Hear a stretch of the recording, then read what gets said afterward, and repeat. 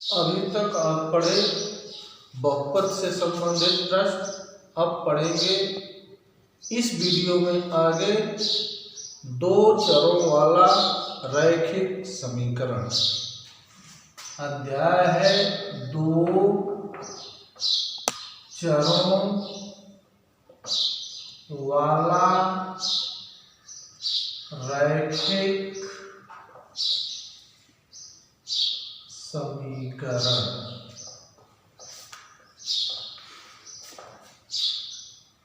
अध्याय है पूरा 3। अध्याय 3 में आपका है दो चरों वाला रैखिक समीकरण।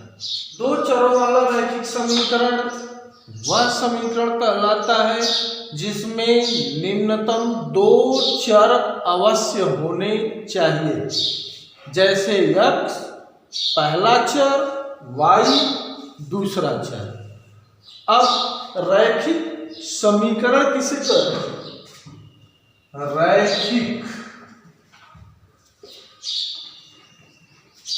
समीकरण।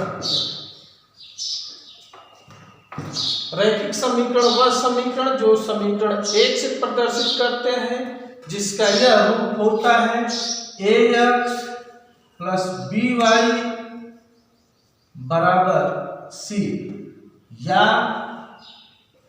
ax plus by minus plus c बराबर 0, या ax plus by minus c बराबर 0।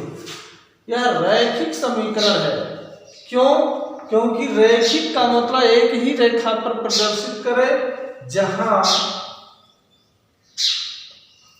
a b c वास्तविक संख्याएं हैं। वास्तविक संख्याएं हैं, अर्थात पहले चर में a का गुणा, दूसरे चर में b का गुणा और c सदैव अचर पद होते हैं।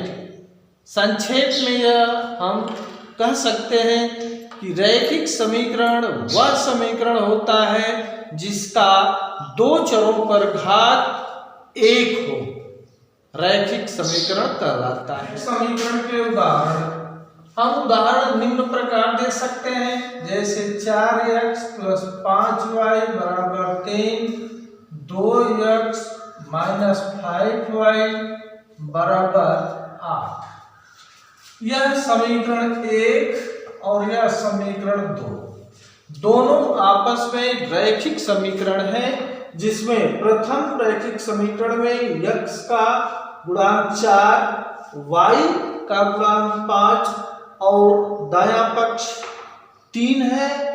दूसरे समीकरण में 2x यानी x का गुणांक 2, y का गुणांक माइनस 5 और अचर पद 8 है। यह रैखिक समीकरण के उदाहरण है जो दो चर वाले रैखिक समीकरण है। चर का मतलब दो चर, एक में चर है x, एक में चर है y, दूसरे में चर है x, इसमें चर है y। ये अचर पद, ये भी अचर पद।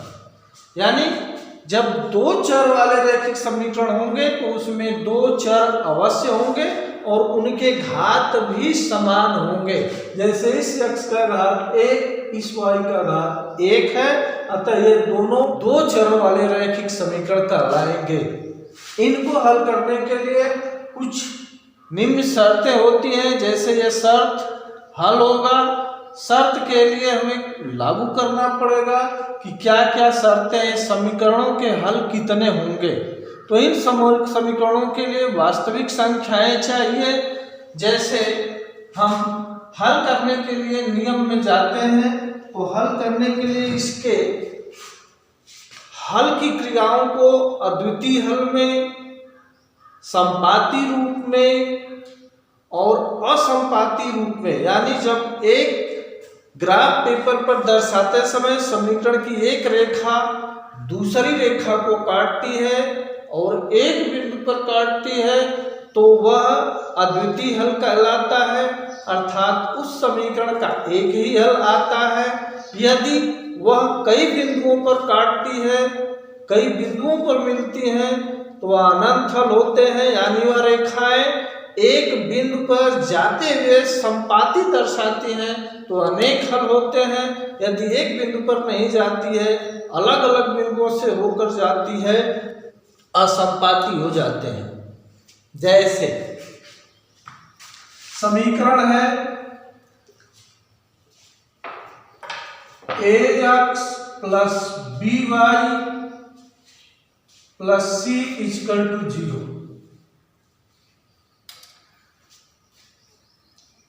a1 b1 c1 a2x plus b2y plus c2 equal to 0। यह एक है, यह दो है।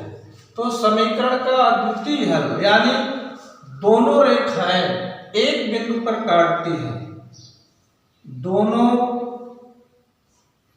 समीकरण के हल की रेखाएं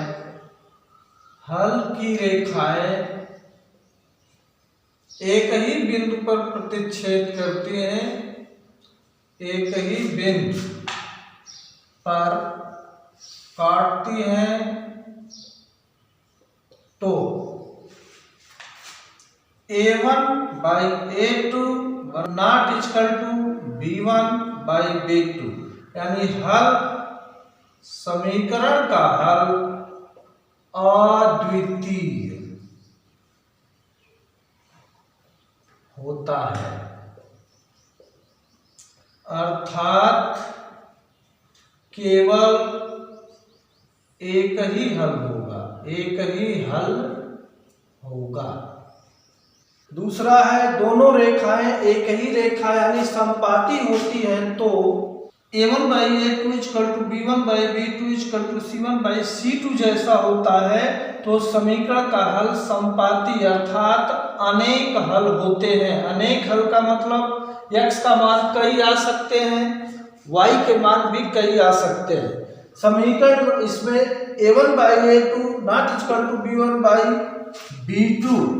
b1 बाई b2 है तो समीकरण का हल अद्वितीय होता है, अर्थात केवल एक ही हल होगा, अर्थात x का मान केवल एक आएगा और y का मान भी एक ही आएगा।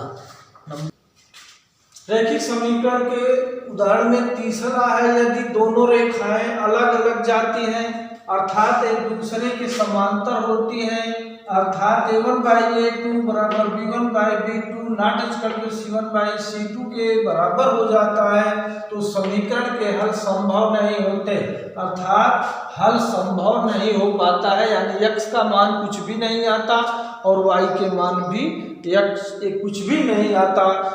तभी मान निकलते हैं जब दो रेखाएं आपस में कहीं न कहीं अवश्य प्रतिच्छेद करें और वह प्रतिच्छेद बिंदु ही x y का हल होता है। अलग से इसे जाने, आपको बताया गया कि दो चरों वाला रैखिक समीकरण या एक चर वाला रैखिक समीकरण। एक चर वाले रैखिक समीकरण में आपको बताया गया है कि चर क्या होंगे, x square plus 2x plus 3 equal to 0। क्या यह एक चर वाला रैखिक समीकरण है? हाँ है, लेकिन एक चर वाले रैखिक समीकरण में x का स्क्वायर है तो इसमें x है। एक चर वाला रैखिक समीकरण नहीं, यह अलग है, यह अलग है और यह अचर पद है। x plus Y minus 3 equal to 0, x दूसरा चर है, y दूसरा चर है, 3 तीसरा अचर पद है।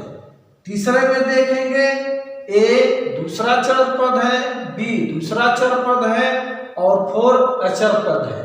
लेकिन हम इसमें अगर गुणांक में लेंगे तो हम लिख सकते हैं 3x plus 8y equal to 9। यह एक चर वाला रैखिक समीकरण कहलाएगा। इसमें दो पक्ष होंगे, इसा पक्ष इसे कहेंगे बायां पक्ष, दायां पक्ष और बायां पक्ष में इसे कहते हैं बाएं पक्ष को लेफ्ट हैंड साइड और इसे कहते हैं राइट हैंड साइड। हिंदी में बायां पक्ष बराबर दायां पक्ष, ये दोनों पक्षों को लेकर चला जाता है, जिसमें x का गुणांक 3 और y का गुणांक 8 ये वास्तविक संख्याएं हैं। मुख्यतः इसे दिमाग में रख सकते हैं कि जब दो रेखाएं एक बिंदु पर प्रतिच्छेद करती हैं तो a1 by a2 not equal to b1 by b2 अद्वितीय हल कहलाता है, जिसमें एक ही हल होते हैं, अर्थात x के मान 1 तो y के मान 4, यानी एक निर्देशांक आएगा। दूसरे में यदि रेखाएं समपाती है यानी एक ही रेखा बनती है तो a1 बाई a2 बराबर b1 बाई b2 बराबर c1 बाई c2 समपाती हल कहलाएंगे। सभी आपस में बराबर है, रेखा दोनों की एक ही बनेगी, इसलिए इसके हल अनेक हल हो जाएंगे। जैसे x का मान 4 आ सकता है, x का मान 3, x का मान 8, y का मान 2, y का मान 1, y का मान 6, यानी अलग अलग दोनों कई उत्तर आ सकते हैं। किंतु अगला जो है आप देख रहे हैं a1 बाई a2 बराबर b1 by b2 not equal to c1 by c2, तो इसके एक भी हल नहीं होते, न तो x के मान आएंगे और न ही y के मान आएंगे, यानी दोनों के मान शून्य होंगे। यही आपको संक्षेप में विशेष ध्यान रखना है और इसी से आप चाहेंगे तो पूरा ग्राफी सवाल समझ सकेंगे। अब दो चर वाले रैखिक समीकरण को हल करने की विधियां। दो चर वाले रैखिक समीकरण जब हम हल करते हैं तो इसमें 4 विधियां बताया जाता है और चारों विधि से समीकरण हल किए जाते हैं। यह परीक्षा के लिए महत्वपूर्ण भी होता है, क्योंकि परीक्षा में भी अब पता नहीं कि समीकरण लिख देगा और वह समीकरण किस विधि से आपको हल करने के लिए कह रहा है। कह देगा कि निम्नलिखित समीकरण को विलोपन या विलुप्त विधि से हल कीजिए, या भी कह सकता है समीकरण को, दो चरों वाले रैखिक समीकरण को जो नीचे दिया हुआ है ग्राफी विधि या सारणिक विधि द्वारा हल कीजिए। सवाल बदल कर कह सकता है कि इन दो समीकरणों को, दिए हुए समीकरणों को प्रतिस्थापन विधि से हल कीजिए, या कह सकता है वज्र गुणन विधि द्वारा हल कीजिए। तो आप बाध्य हो जाएंगे कि आपको किस विधि से समीकरण हल करना है। यदि कहता है इस विधि से हल कीजिए तो यही विधि आपको लगानी पड़ेगी, इस विधि से कह रहा है तो ये विधि लगाना पड़ेगा, इस विधि से कहता है इस विधि से यानी ग्राफिक विधि से हल करना पड़ेगा, यदि प्रतिस्थापन विधि से कहता है तो प्रतिस्थापन विधि से हल करना पड़ेगा। लेकिन चालाकी यही है कि यदि आपको कोई भी नाम नहीं लिया है कि इस विधि से हल कीजिए, तो आप चारों में से जिस विधि से आपको हल्का पड़ रहा हो बताई जाएगी चारों विधि, चारों विधियों में से जिस विधि से आपको हल्का पड़े आप उस विधि से हल करते हैं। लेकिन पेपर को अच्छा से पढ़ना चाहिए कि कौन सी विधि मांग रहा है। यदि विधि कहेगा तो आपको वही विधि देना है, अन्यथा नहीं कहता है तो आप फ्री हैं कि चारों विधियों में से आप किसको लगा देंगे। मुख्यतः ये प्रतिस्थापन विधि 2 नंबर, 3 नंबर, 4 नंबर तक दे सकता है। ग्राफी विधि 2 नंबर का तो नहीं देता, दे भी सकता है, लेकिन यह बड़ा क्वेश्चन हो जाता है इसलिए 4 नंबर में कर देता है। लेकिन आपको यदि चारों विधि कंफर्म हो जाती है तो आपको कहीं भी हिचक नहीं होगी कि हम क्या करें, आप किसी भी विधि से हल करने में सफल हो जाएंगे।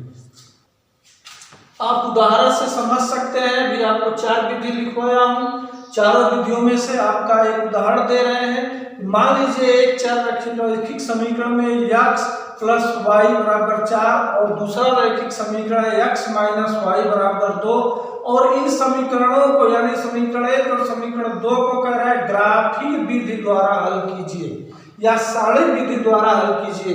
तो आप तो बाध्य हो गए, बाध्य होने पर यही विधि हमें चाहिए।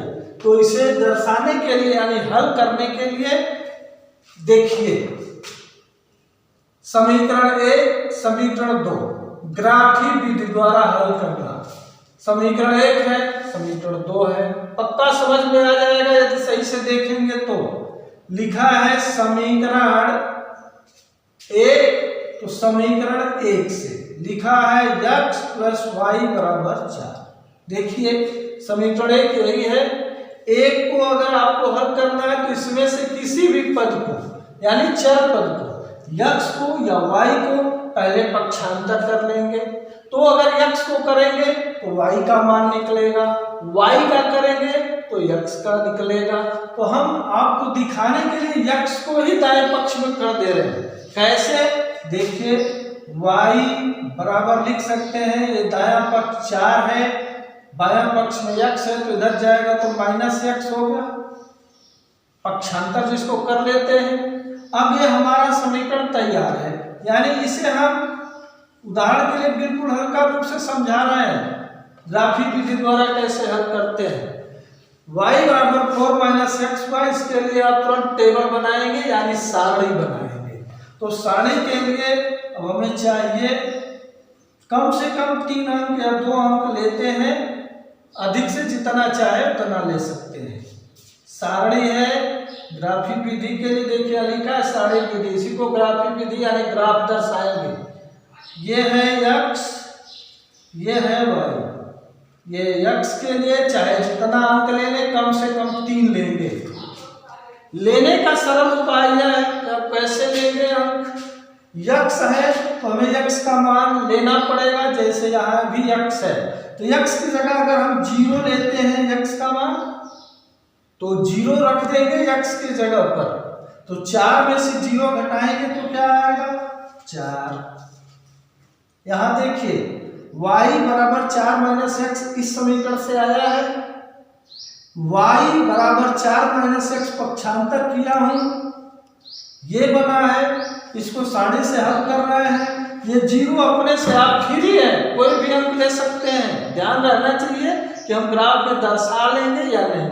दशमलव में आएगा, चतुर्थांश में खाना छोटे छोटे होते हैं, एक देखते हैं एक सेमी भी नहीं होते, उसमें दर्शाना रहेगा तो दिक्कत होगी। इसलिए ऐसा अंक लें कि हम दर्शा लें। जैसे 0 लिया तो 0 इसलिए लिया हूं कि मूल बिंदु में 0 होता है, जो कि पीछे आपको बताया गया है। मूल बिंदु 0 के बाद आप ही अंक बता सकते हैं। आप क्या लें? आप कहेंगे 1 ले लीजिए तो मैं 1 ले लिया। किसका मान 1 लिया?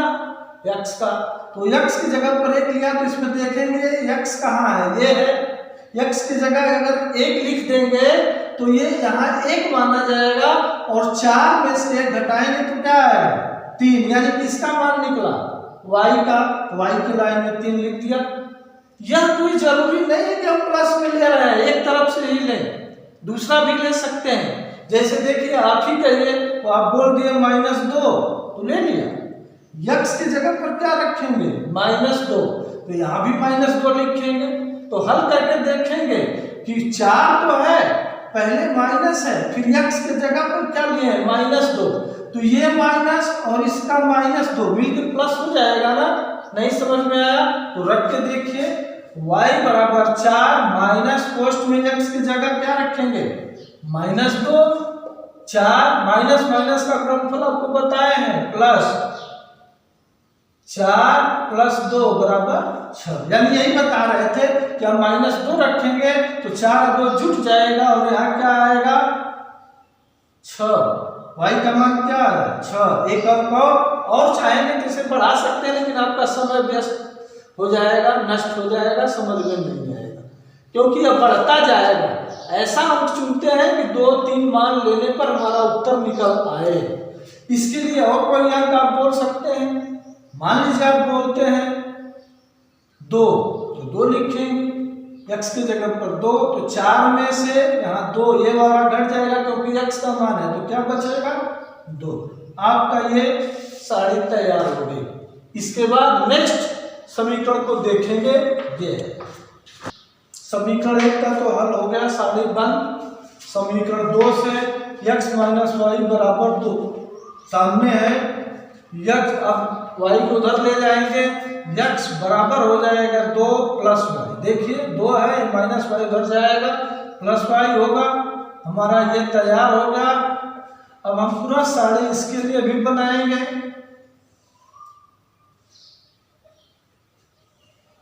ये है x, ये है y। पुनः वही क्या करेंगे जो पहले में किए, आपकी बुद्धिमानी यही होगी कि जो इसमें अंक लिए हैं इसमें भी लें, ताकि आपको जब पता चल जाएगा कि कौन सा हल है।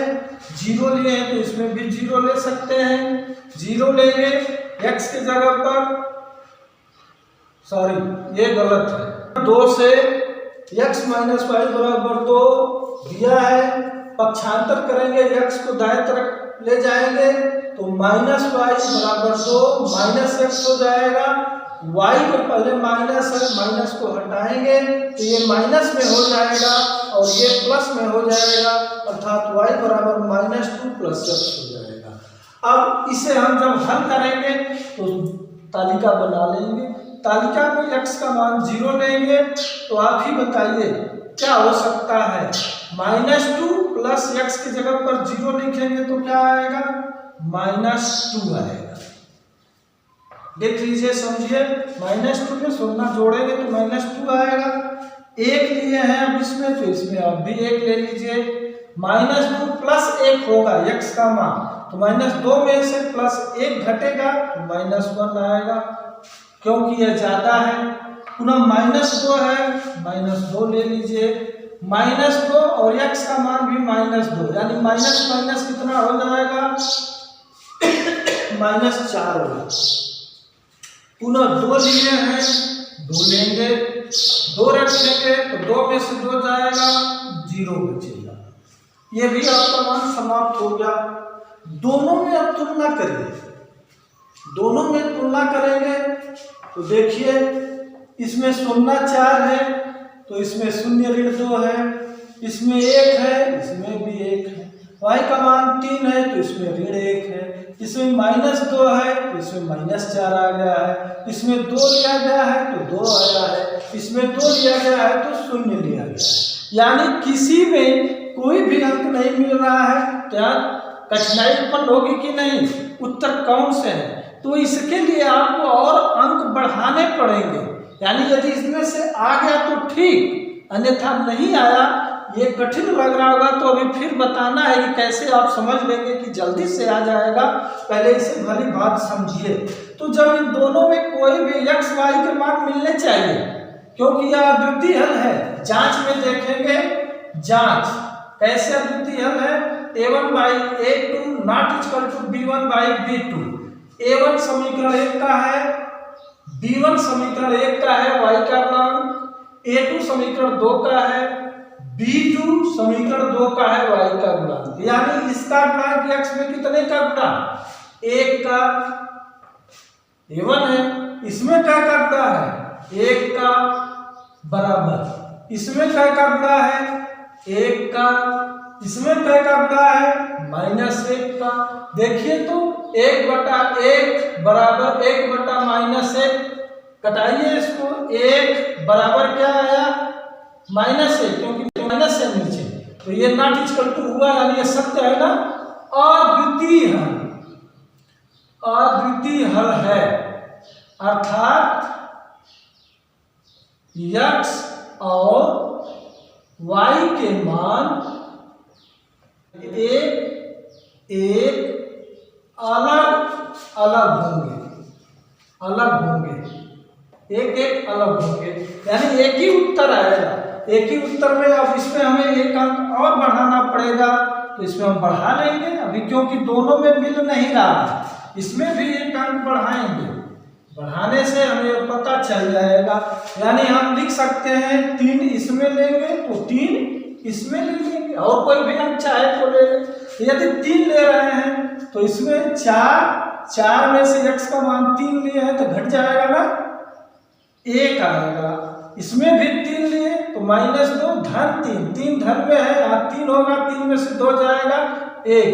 देखिए ये आपका दोनों मिल गया, ये आपका दोनों मिल गया, यानी आपका उत्तर यही होगा, दोनों में जो मिले। भाई सब लगड़े हो गए, इसका कोई मान नहीं, 2 2 2 6 1 3 0 4 0 2 1 1 2 2 4 2 0, किसी काम के नहीं। अब आपका असली उत्तर है 3 1, यानी 3 क्या है, x बराबर, x दोनों में, x का मान दोनों में सेम मिलना चाहिए, क्या है 3 इसमें तो 3 इसमें। y का मान क्या है, एक इसमें मिल रहा है, कहीं भी देखिए, और इसमें भी ऋण 1 है, यहाँ 1 है, लेकिन असली उत्तर आई है धन में है, ये तो माइनस में है, ऊपर 3 है, तो ये होगा यानी y का मान 1। देखिए हल हो गया, x बराबर 3, y बराबर 1। अभी ग्राफिक निरूपण हमें अभी बताना है, ग्राफिक विधि से हल करना है। हमें तो यह पता चला कि उत्तर यही होना चाहिए, क्या क्या 3 और 1, हमें कंफर्म है उत्तर आएगा 3 और 1। अब ग्राफ खींचकर आगे देखिए, यह हमें पता चल गया कि x बराबर 3 y बराबर 1 आएगा। या उत्तर अभी नहीं कहेंगे, उत्तर इसमें से आएगा। तो ग्राफी निरूपण करेंगे तो हमें चाहिए सबसे बड़ा अंक इसमें देखना। x और y में सबसे बड़ा अंक समीकरण 1 में क्या है, 6 है, और इसमें सबसे बड़ा अंक -4 है। तो 6 यदि हम लेते हैं तो हमारा पूरा अंक ग्राफ पर निर्दिष्ट हो जाएगा, अर्थात स्केल से, इंची से 1-1 सेमी पर 1 2 3 4 5 6, ध्यान रहे यह दूरी समान होनी चाहिए।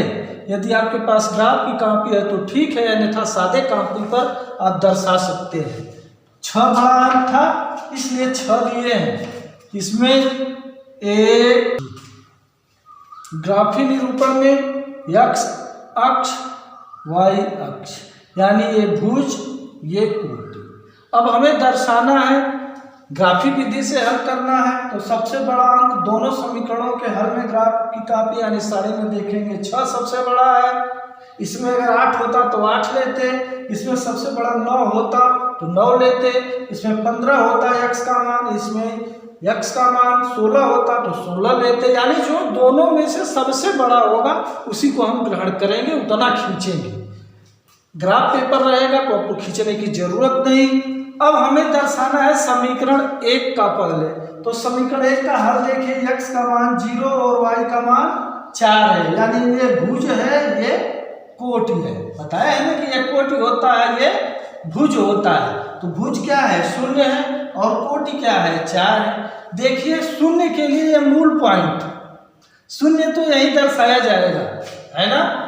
इसके बाद कोटि 4 है, यानी 4 ऊपर 1 2 3 4 ये है, इसको हम बिंदु से कर देंगे, ये हो गया, बाद में नामकरण कर लेंगे। अब बताइए 0 4 ऐसे क्यों दर्शाया जा रहा है, तो आप कह सकते हैं कि भुज 0 है और कोटि 4 है। फिर देखिए भुज 1 है और कोटि 3 है। अब ध्यान रहे 1 और 3 हमें दर्शाना है, तो अभी आपको चतुर्थांश बताए हैं कि पहले चतुर्थांश प्लस प्लस के होते हैं और दोनों धन 1 धन 3 पढ़ाएगा, इसलिए किस चतुर्थांश में, प्रथम में। प्रथम यही है, इसका चिन्ह होता है प्लस प्लस, बताए हैं। देखिए +1 है, ये +3 है, ये +0 था, ये +4 था, इसलिए उसी में दर्शाया गया। आपको यह भी बताया गया ये प्लस ये भी प्लस होता है। आप चतुर्थांश को खोलकर देखिए तो 1 3 यानी 1 इस चतुर्थांश में इस पर 1 है और 3 कोटि है, यानी 3 ये है इसके सामने। ध्यान रहे ये और ये एक ही सामने रहेगा, इसको क्रॉस करेंगे या गोला करेंगे, दर्शा दिएगा। पुनः ऋण 2 6, भुज ऋण 2 है और 6 कोटि है, तो हम किस चतुर्थांश में, माइनस और प्लस किसका चिन्ह होता है, द्वितीय चतुर्थांश का, माइनस कामा प्लस, तो ये किसमें दर्शाया जाएगा, भुज इस पर 1 2 और 6 देखिए एकदम ऊपर जा रहा है इसके सामने, ये दर्शाएंगे 6 के सामने, ठीक है, लिख के दर्शाएंगे अभी। फिर 2 2 किस चतुर्थांश में, प्रथम में आ गए, यानी 1 2 भुज हो गया और कोटि भी क्या हो गया, 2 हो गया, यानी ये। फिर इसके बाद 3 1 किस चतुर्थांश में, प्रथम में, दोनों प्लस प्लस है, तो 3 1 यानी भुज 3 कोटि 1, 3 ये है और कोटि कितना है, 1 है, यानी इसके सामने ये है। इसे हम स्केल लगा करके सही से मिलाएंगे, एक सीधी रेखा बनेगी। देखिए जैसे हम मिला रहे हैं, मिल गया, ये है सीधी रेखा। आप चाहेंगे इसका नाम A B C D E ऐसे रख सकते हैं, लेकिन यह उचित हमको नहीं लगता है। केवल एक नाम देंगे तो सही रहेगा, आपको समझ में आएगा, इसलिए इसको समाप्त कर दे रहे हैं। नाम देना अच्छी बात है, लेकिन इसमें उलझ जाएंगे आप, इसलिए नाम न दें, बल्कि आप रहने दें, इसको आगे तक बढ़ा लें।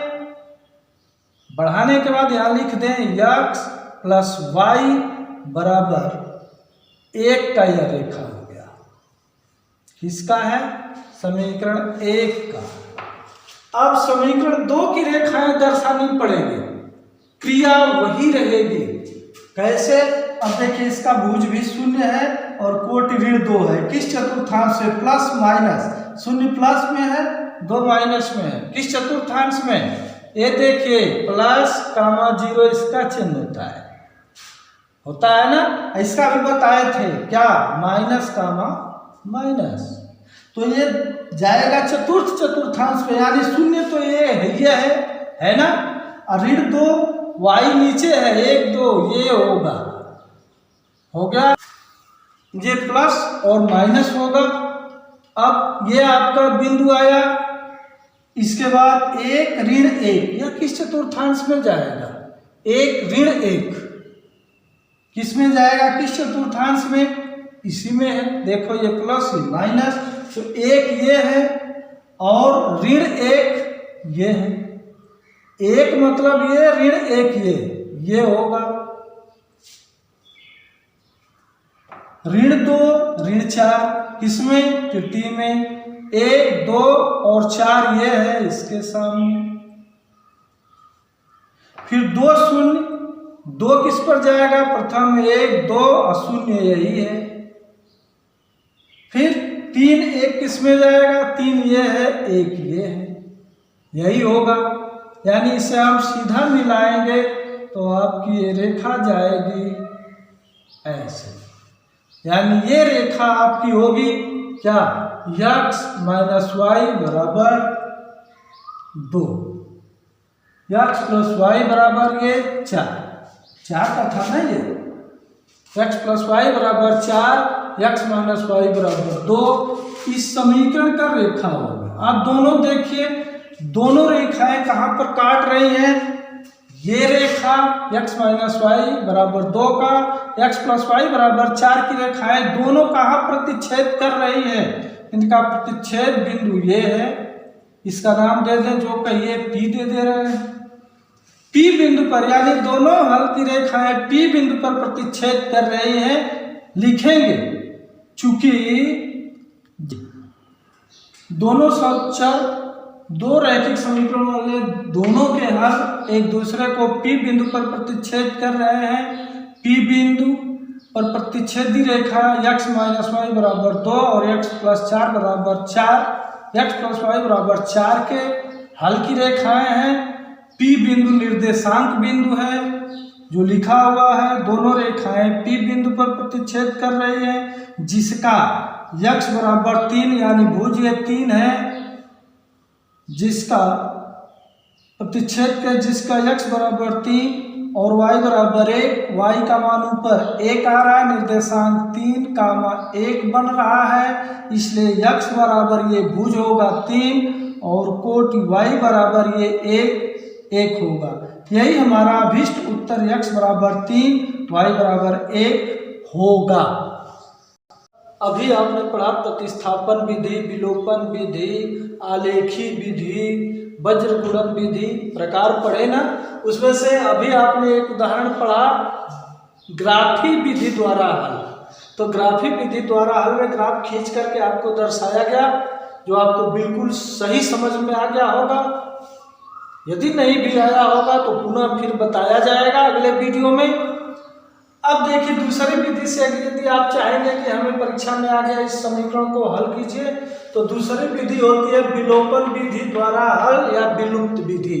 तो विलुप्त विधि हल करने के बहुत ही सरल तरीका होता है, यह समीकरण 1 या समीकरण 2, और इसे किसी एक चर पद को लुप्त करते हैं, समाप्त करते हैं, खत्म कर देते हैं, और ख़त्म करने के लिए इसमें चिन्हों का ध्यान दिया जाता है। जैसे आपने विलोपन विधि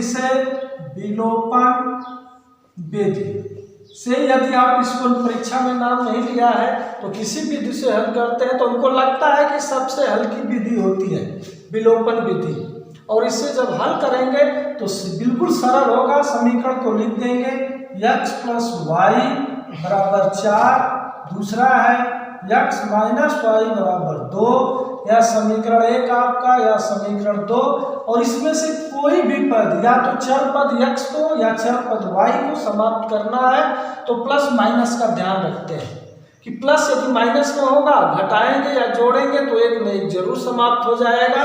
इसलिए देखिए यहाँ प्लस है यहाँ माइनस है तो हम लिखेंगे जोड़ने पर, यानी इसको क्या करेंगे जोड़ देंगे, और जोड़ेंगे तो x में x जोड़ेंगे तो 2x होगा, या तो साधारण सी बात है आप 9 में पढ़ चुके हैं।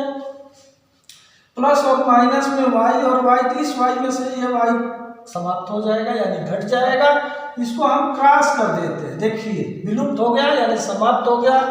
अब ये जोड़ेंगे 4 और 2 6, x = 6 बटा क्या लिख देंगे 2, 2 तिहाई 6, x = 3, x का मान आ गया, एक तो चर पद का मान है x = 3। आप देख सकते हैं ग्राफी विधि वाले में कि x का मान क्या आया था, x का मान यही आया था x = 3 y = 1, यही आया था ना। इसमें से आप देखिए x = 3 इस विधि से आ गया, इसमें भी आया x = 3। हालांकि पहली विधि जो है वह कठिन है, थोड़ा कठिन है। x = 3, अब लिखेंगे x = 3 समीकरण 2 में रखेंगे या 1 में, मान लीजिए आप कहते हैं 1 में रखिए या 2 में भी रख सकते हैं, किसी में रखिए, 1 और 2 किसी भी समीकरण में रख सकते हैं। तो आप चाहेंगे कि 1 में रखें तो 1 में रख देते हैं। समीकरण 1 में रखने पर एक आपका x + y = 4 है, x + y = 4। सीधी सी बात है कि x की जगह पर हमें क्या लिखना है 3 + y = 4, y इधर ही छोड़ देंगे, 4 जो करते हो दाया पक्ष में, बाएं पक्ष से 3 दाएं पक्ष में जाएगा तो -3, y = 4 में से 3 गया 1। देखिए y का मान 1, x का मान 3, अर्थात उत्तर होगा x = 3 y = 1। मिल गया, साधारण सी बात है ये। या इसी को हल करते हैं, देखिए इसी समीकरण को पुनः दूसरी विधि यानी घटाने पर x + y, या इस तरह से हल कर सकते हैं। x + y = 3, x + y = 4 है और x - y = 2 है। मिला लीजिए समीकरण। यदि आप चाहेंगे कि हम इसको देखिए इसमें y को आपने खत्म किया है, इसमें x को खत्म करें, आप चाहेंगे कि इसको खत्म कर दे तो यहाँ लिखेंगे घटाने पर, और भाग में आपको बताया गया कि घटाने पर चिन्ह बदल जाते हैं। इसके आप आगे क्या चिन्ह है प्लस, प्लस का क्या होगा माइनस, माइनस का क्या होगा प्लस, प्लस का क्या होगा माइनस। लीजिए ये खत्म हो गया, x में से x, देखिए यहाँ y समाप्त था, यहाँ x समाप्त हो गया, तो यहाँ y और y मिलकर क्या हो जाएगा 2y, 4 में से 2 घट जाएगा 2, y = 2, ये नीचे जाएगा भाग देंगे 1, y का मान 1, देखिए y का मान 1 आया था ना, यहाँ देखिए y = 1। अब लिख सकते हैं y = 1 समीकरण किस में, चलिए आप कहते हैं मान लीजिए 2 में रखने पर, 2 में रख दीजिए। 2 आपका क्या है x + y = 2, x प्लस है या माइनस, सॉरी माइनस है, समीकरण 2 यही है आपका, यहाँ रख देंगे। x तो जो करते हो माइनस y का मान 1 आया, 1 रखेंगे बराबर 2, x = 2 तो है, ये -1 इधर जाएगा +1, x = 3, यानी देखिए x का मान 3, y का मान 1, इसमें भी आ गया, अर्थात x = 3 y = 1।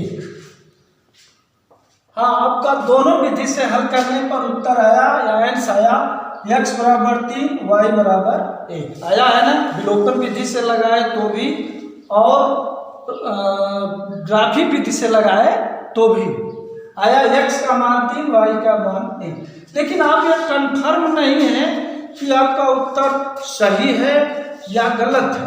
आप कैसे कंफर्म हो जाएंगे कि हम सही लगाए हैं या गलत? तो आप इन दोनों चर पदों के मानों को समीकरण में रख दीजिए।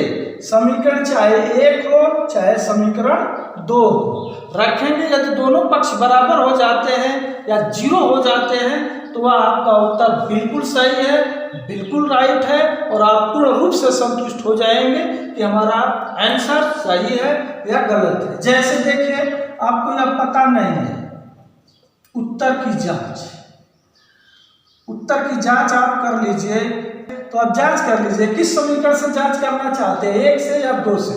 तो आप दोनों में चाहे जिससे जांच कर लीजिए। हम जांच करते रहे समीकरण 1 से या बोलिए 2 से करें, 2 से ही लीजिए। समीकरण 2 आपका है x माइनस वाई बराबर 2। आप देखिए दोनों चर राशि का मान क्या है। x का मान कितना आया है 3 और y का आया है 1। तो x की जगह आप क्या लिखेंगे, 3 आया है ना, और माइनस है तो माइनस। y की जगह क्या लिखेंगे, 1 आया है 1 बराबर 2।